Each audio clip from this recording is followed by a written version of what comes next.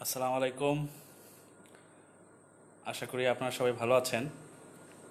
কেউ যদি বলতেন যে আপনারা কি আমাকে শুনতে পাচ্ছেন কিনা।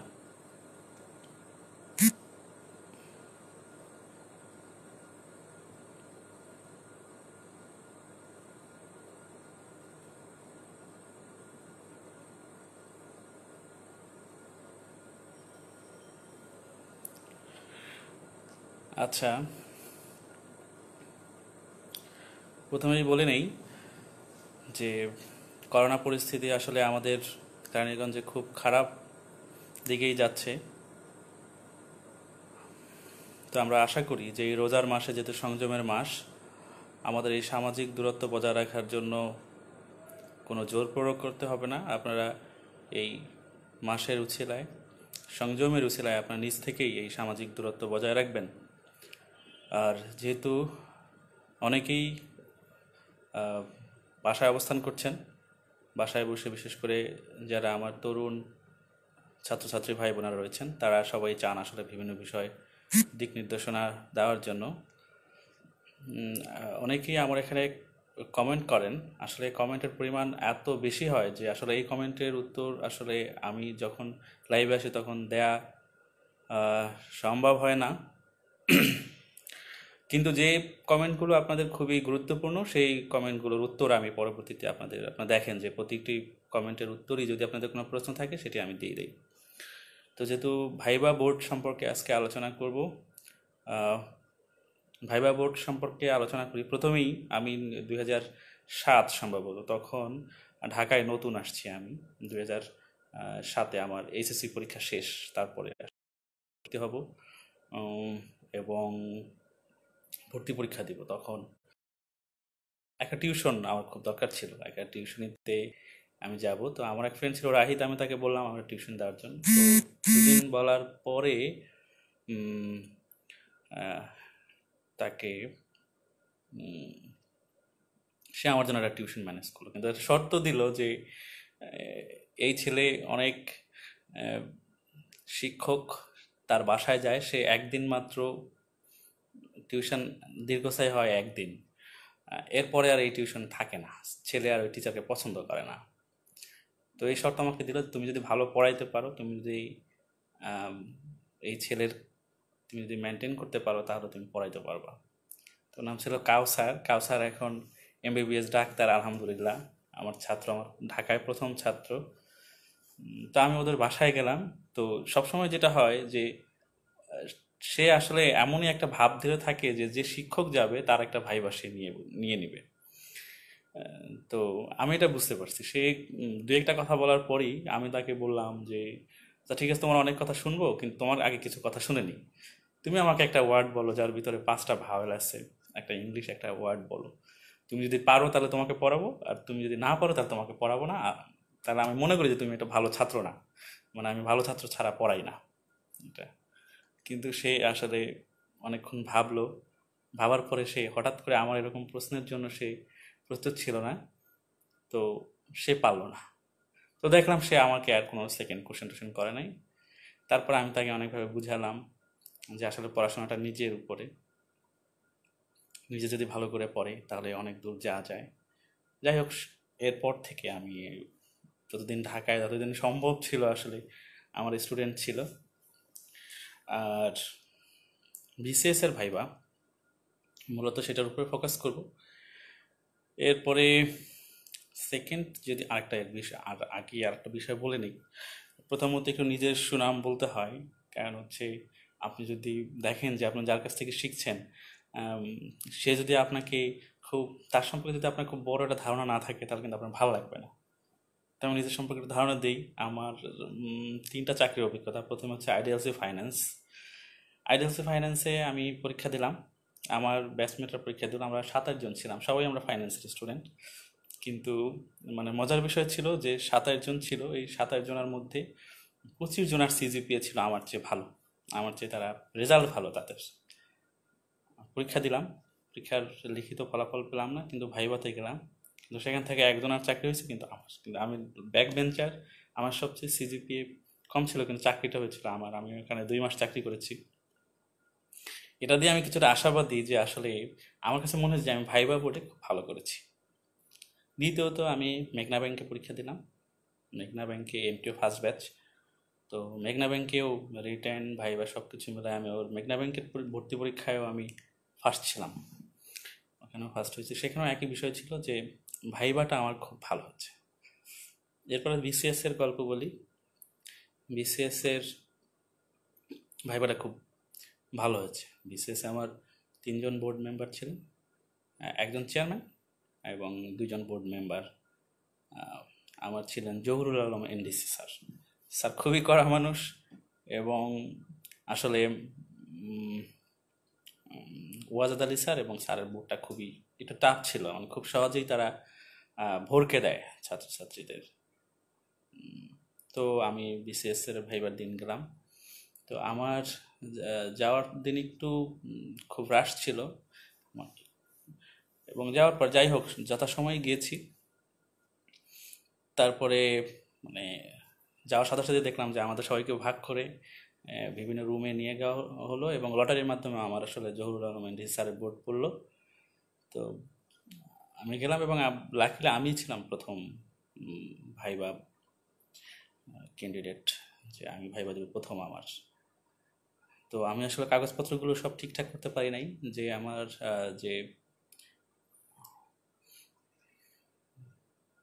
যে পিয়ন ছিলেন দায়িত্বে, সে আমাকে বললে, স্যার আপনার তো কলিং বেল হয়েছে, আপনি ভিতরে যান, আমি আপনার কাগজগুলো আপনার ভাইবা হতে হতে আমি ভিতরে পৌঁছে দেব।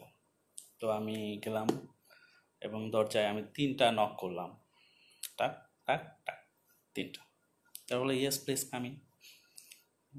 আমি গেলাম ভিতরে। তো যাওয়ার পরে স্যার আমাকে আমার চেহারার দিকে এক দৃষ্টি তাকায় আছেন, মানে আমাকে বসতে বলছেন না। তা আমি একটু সময় নিলাম, তারপর আমি বললাম, স্যার আমি কি বসতে পারি কি না? এটা বললাম প্লিজ সিট ডাউন। এটা বলার পরে আমি বসতে গেছি, এরপরে আবারই বললেন যে স্ট্যান্ড আপ। আমি সাথে সাথে আবার দাঁড়িয়ে গেলাম, just get out of my room, আমার রুম থেকে বের হয়ে যাও।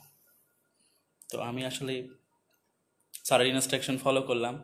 আমি তাৎক্ষণিকভাবেই রুম থেকে বের হওয়ার একদম যখন দরজাটা খুলবো, যে আমি বের হয়ে যাব, দরজাটা আবার যখন পিছনের দিকে টান দেব, তখন আবার স্যারে yes please boy please come. তো আমি আবার গেলাম, গিয়ে বলো প্লিজ সিট ডাউন। তো এটা কিন্তু একটা মানসিক প্রেশার, যে আপনি ভিতরে গেলেন, আপনাকে তাৎক্ষণিকভাবে বললো যে গেট আউট। তো আপনি হয়তো মানসিকভাবে প্রিপেয়ার্ড না, আপনি হয়তো বা জোর করবেন, স্যার এই চাকরিটা আমার দরকার, আমি অনেক কষ্টে ভাইবা দিতে আসছি, আমার ফ্যামিলি খুব নিডি, আরও বিভিন্নভাবে আপনি হয়তো বা মোটিভেট করতে চাইবেন। কিন্তু একটা জিনিস মাথায় রাখা উচিত আসলে, যে আমার একটা পার্সোনাল সংগ্রাম থাকতে পারে, আমার আর একটা নিজের একটা যুদ্ধ থাকতে পারে নিজের মধ্যে, কিন্তু এটা দিয়ে কিন্তু আসলে এই বিসিএসের ভাইবা বোর্ডে যারা বসেন তারা কিন্তু মানসিক দিকটা দেখেন। কাজে সেখানে যে তাদেরকে মানে খুবই অনুকম্পা পাওয়ার যে একটা অ্যাটিটিউড যদি থাকে, সেটা কিন্তু তারা ধরে যায়, যেহেতু তারা নিয়মিত এই কাজগুলোই তারা করেন নিয়মিতই। অনেক ভাইবা বোর্ডের অনেক ক্যান্ডিডেটদের সাথে তাদের পরিচয়, তারা কিন্তু সাইকোলজি রিড করতে পারে, যে আসলে আপনি কি বললেন, আপনি পরের প্রশ্ন কি বললেন। আপনাকে যদি বলে ডিসক্রাইব ইয়োর সেলফ, তাহলে আপনি আসলে কি বলবেন, সেটা কি আসলে এর আগে একই ফরম্যাটে অন্য কেউ বলছে কিনা বা কোনো ভিন্নতা আছে কিনা, এই বিষয়গুলো তারা বুঝেন। যাই হোক, আমি বসলাম। তো বসার পরে বললেন যে তোমার একজন প্রিয় শিক্ষকের নাম বলো। তাই আমি বললাম, স্যার আমার প্রিয় শিক্ষক হচ্ছে সাত্তার স্যার, আমার প্রাইমারি স্কুলের শিক্ষক। বললো যে তোমার প্রাইমারি স্কুলের শিক্ষক তোমার প্রিয় শিক্ষক? আমি বললাম জি স্যার। বললে কোনো তুমি একটু ব্যাখ্যা করো তো কোন দিকটা স্যার তোমার ভালো লাগছে। আমি বললাম, স্যার আমি একটা জিনিস বলবো, যে আসলে ছোটোর সময় আমি যখন প্রাইমারিতে গিয়েছি, তো আমার নাম সোহেল শিকদার। তো যেহেতু শিকদার বংশের মানুষজন একটু মারামারি বা এই টাইপের একটু শৃঙ্খল টাইপের ছিল, তো স্যার বললো যে তোমার নামটা আমি চেঞ্জ করে দিই, তোমার নামটা হবে কামরুল হাসান সোহেল, বাংলাদেশের জাতীয় পতাকার ডিজাইনার। এটা আমি আশা করি তুমি সামনে অনেক ভালো কিছু করবা, তোমার নামটা এক সুন্দর একটা নাম আমি অ্যাড করে দিই। তো এরপরে এটা ছিল শুরুর দিকের ঘটনা। এরপর তো স্যার প্রাইমারিতে পড়ছি বিভিন্নভাবে একদম সন্তানের মতোই মানুষ করছেন, পড়িয়েছেন, শিখিয়েছেন। তো এই জন্য স্যার আমার প্রিয় স্যার। তো এরপরে বললেন আচ্ছা ঠিক আছে, এরপরে কলেজ বিশ্ববিদ্যালয় সেই সম্পর্কে কিছু একটা বললাম। তাই আমি বললাম স্যার আমার প্রিয় শিক্ষক মাসুদ স্যার, মাসুদউদ্দিন চৌধুরী আমার ডিপার্টমেন্টের স্যার, ঢাকা ইউনিভার্সিটির ফাইন্যান্সের শিক্ষক। তার কিছু ক্যারেক্টারিস্টিক্স বলো। আমি আমি বললাম স্যার খুব লজিক্যাল, প্রত্যেকটা বিষয় স্যার লজিক দিয়ে বুঝান। তো স্যার বললেন দু একটা কি বলা যাবে?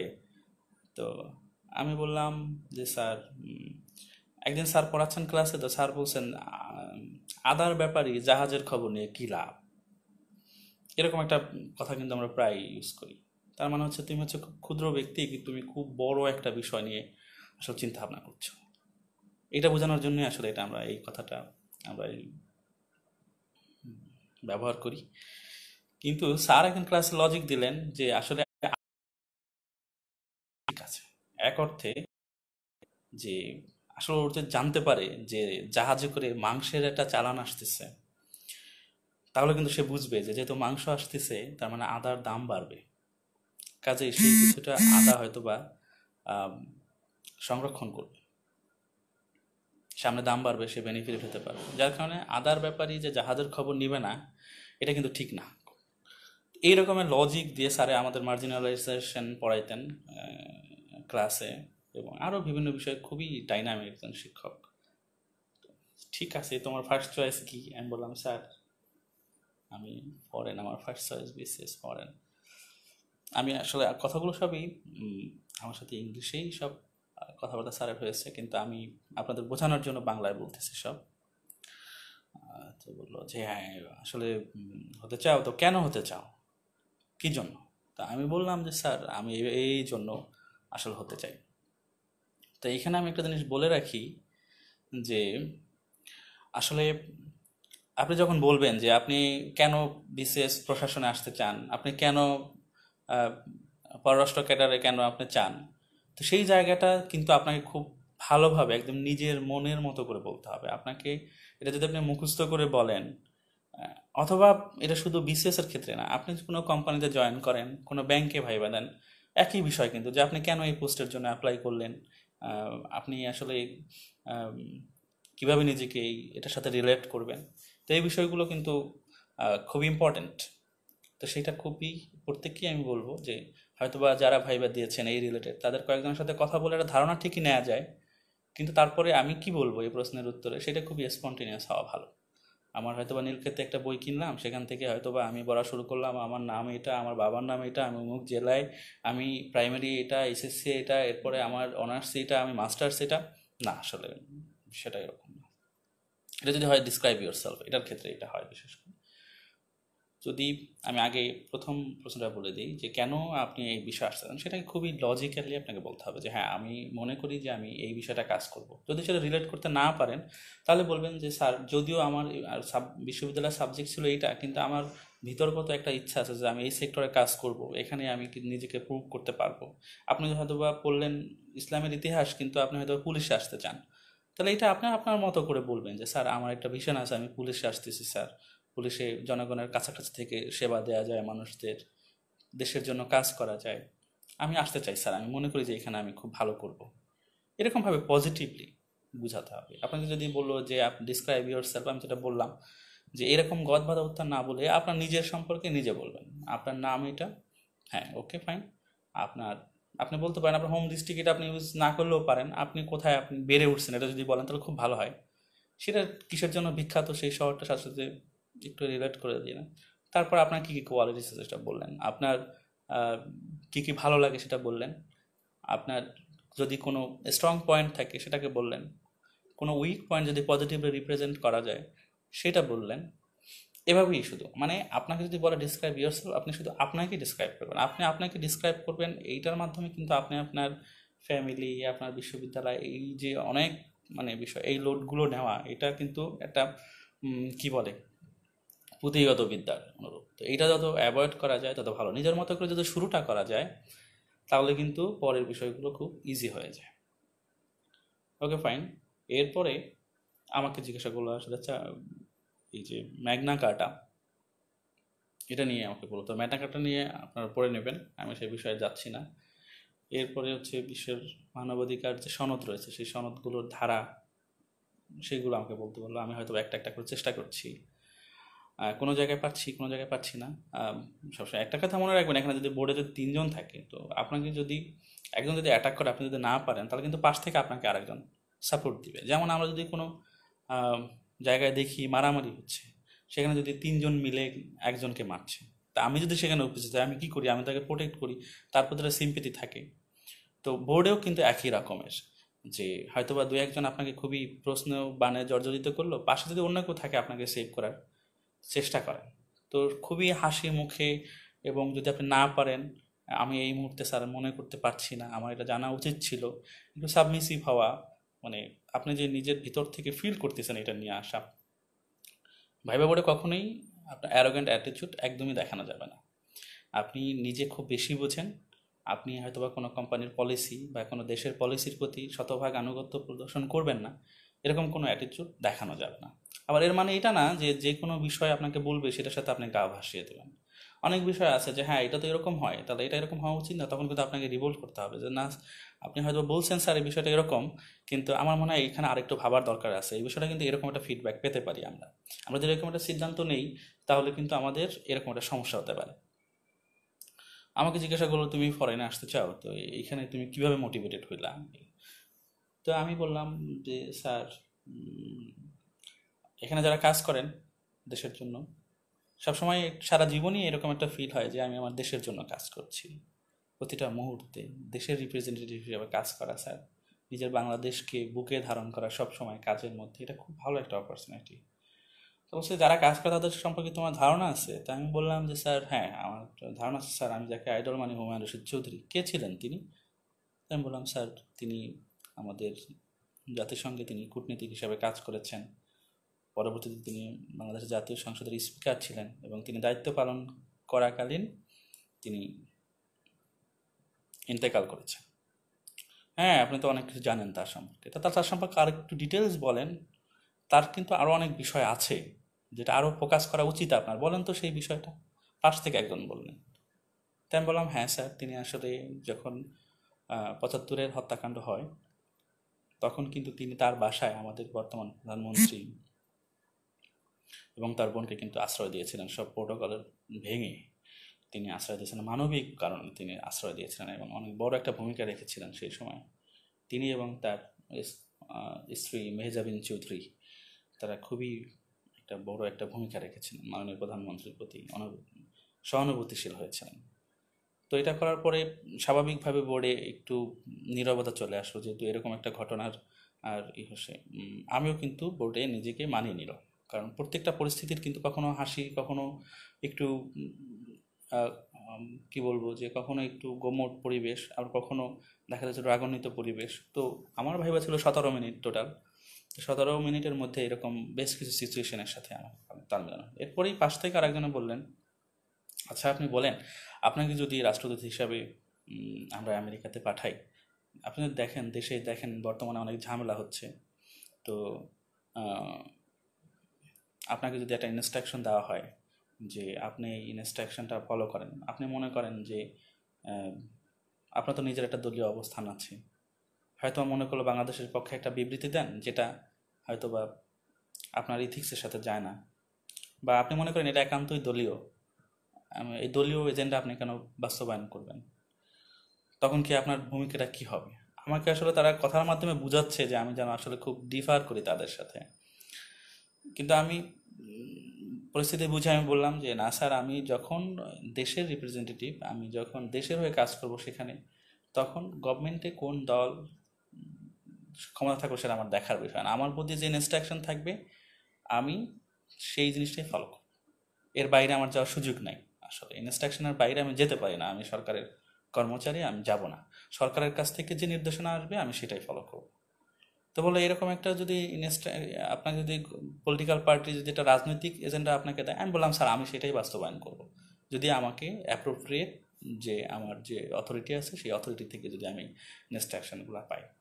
তো এটা কিন্তু আরও অনেক প্রশ্ন আমাকে ছিল, পুঁথিগত অনেক বিষয় আমাকে জানতে চেয়েছে, কিন্তু সেগুলো অনেকগুলো হয়তো আপনি পারবেন, অনেকগুলো পারবে না। আবার উম, আবার দেখা যাবে যে অনেকগুলো পারি নাই, একটু হাসি খুশি মুখ রাখতে হবে।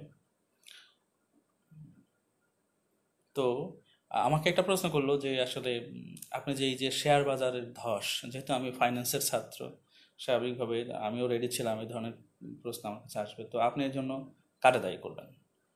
দেখেন তো সবাই তো সর্বশান্ত হয়ে যাচ্ছে। তাই আমি বললাম, স্যার প্রথমত যদি আমি দায়ী করি, তাহলে আমি যারা ইনভেস্টর আছে, যারা এখানে টাকা বিনিয়োগ করেছে, তাদেরকে দায়ী করব। তো পাশে দুইজন খুব হাসলেন, মানে যে কি বলে, যার টাকা সর্বশান্ত হয়ে যাচ্ছে তিনিই দায়ী, তিনিই নাকি দায়ী? মানে কি উত্তর? আমরা এই এই উত্তরের জন্য কি আমরা প্রস্তুত ছিলাম? কি বললেন আপনি এটা? এরপরে আরেকজন বললেন যে না ঠিক আছে, তাকে একটা লজিক দেখ, সে কীভাবে দায়ী। তখন আমি বললাম যে স্যার আসলে শেয়ার বাজার তো লটারি না। শেয়ার বাজার যদি ইনভেস্টমেন্ট করতে চাই, আমাকে যে শেয়ারটা আমি কিনবো তার ভ্যালুয়েশনটা আমাকে বুঝতে হবে, তার বিগত দিনের তার যে প্রাইস রেঞ্জ আছে, সেই প্রাইস রেঞ্জগুলো আমার দেখতে হবে কীভাবে বাড়ছে কীভাবে কম। সেটা তো আসলে সিকিউরিটি দিয়ে, অ্যাসেট দিয়ে আসলে আমার ব্যাকড। তো সেই কোম্পানির দাম কত আর সেটার এখন বর্তমানে কত হয়েছে স্যার, এটা তো আমাকে ব্যালেন্সিং করতে হবে।